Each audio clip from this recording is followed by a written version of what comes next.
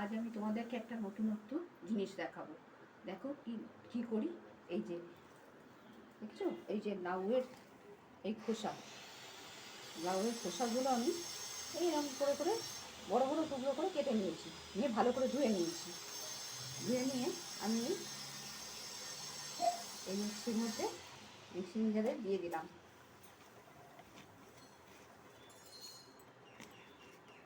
দিয়ে আর এই ছোট বড় মিষ্টি 4টে কাঁচা লঙ্কা দিলাম, তা নাহলে বেশি ঝাল হয়ে যাবে। দিয়ে আমি এটাকে বেটে নেবো। বাটা হয়ে গেছে।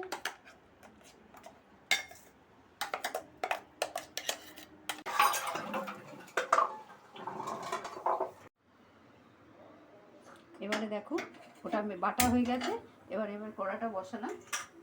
কড়াটা বসিয়ে এই সর্ষের তেল একটু দিয়ে দিলাম,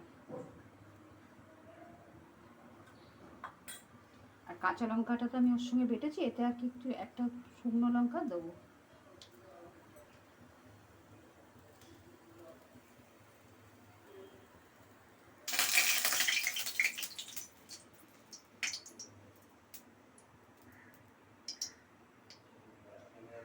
তেলটা গরম হয়ে গেছে। এই একটা শুকনো লঙ্কা দুটো টুকরো করে দিয়ে দিলাম, আর কালো জিরে এটা দিয়ে দিলাম।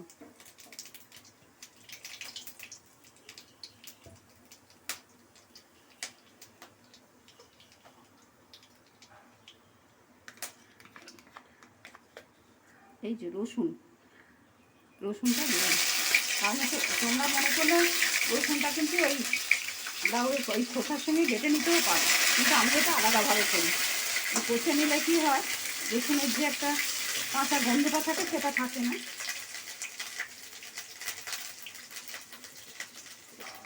তাহলে এই নুনটা দিয়ে দিই। নুনটা দিয়ে দিলে কি হয়, তেলটাতে আর ছিটবে না। এই যে এখন ছিট করছে না, তা ছিটবে না।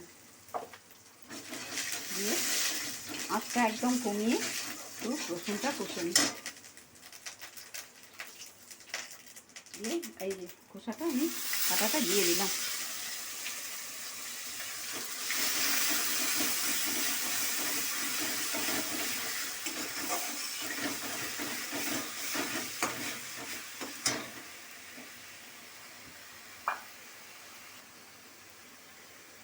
এর মধ্যে এই হলুদ একটু দিলাম,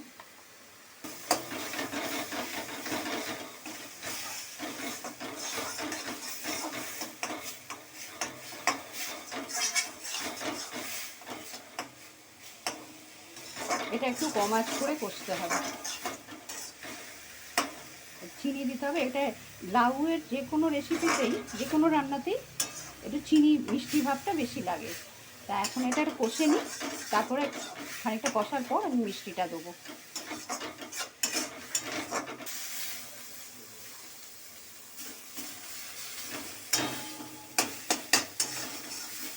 এবারে এতে একটু চিনিটা দিয়ে দিই।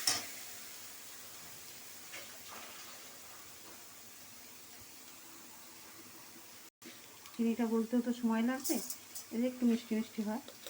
তো খুব মিষ্টি না, এটা শুকনো ভাতে না মেখে খেতে দারুণ লাগে। তোমরা একবার করে এরমভাবে খেয়ে দেখো, খুব ভালো লাগে।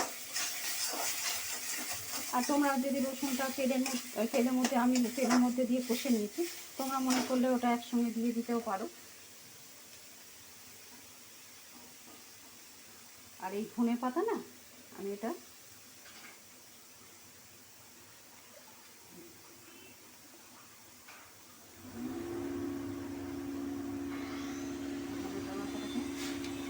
টুকরো করে কেটে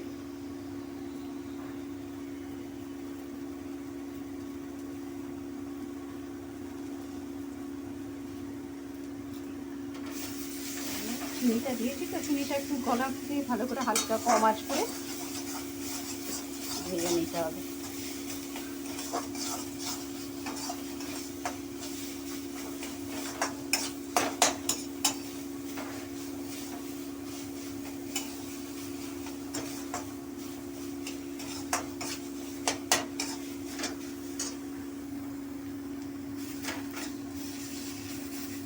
কড়াটা থেকে ছেড়ে এসছে,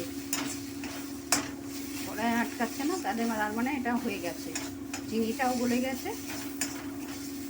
শুকনো ভাতে খেতে অসাধারণ লাগে। আমি তো ভীষণ ভালো, আমরা সবাই খাই এটা। আমার মাটাকেও দেখতাম খেতে। লাউ এলে খোসাটা রেখে দিত, রেখে দিয়ে এরকম করে খেত। তোমরা যদি মনে করো নিরামিষে খাবে তাহলে রসুনটা দেবে না, রসুনটা না দিয়ে এমনি করবে, সেটাও ভালো হয় খেতে। এটা আমি হয়ে গেছে, এবারে দিয়ে দিলাম। হয়ে গেছে, তোমরা এইভাবে করে খেয়ে দেখো। যদি ভালো লাগে তাহলে আমার চ্যানেলটা সাবস্ক্রাইব করো আর কমেন্ট করে জানো, নাহলে আমি জানতেই পারবো না যে তোমাদের কি এটা রান্নাটা ভালো লাগলো না লাগলো না, সেটা তোমায় জানাতে হবে। তাহলে আমারও ভালো লাগবে তোমরা যদি জানাও, আর তোমরা আমার পাশে থেকো।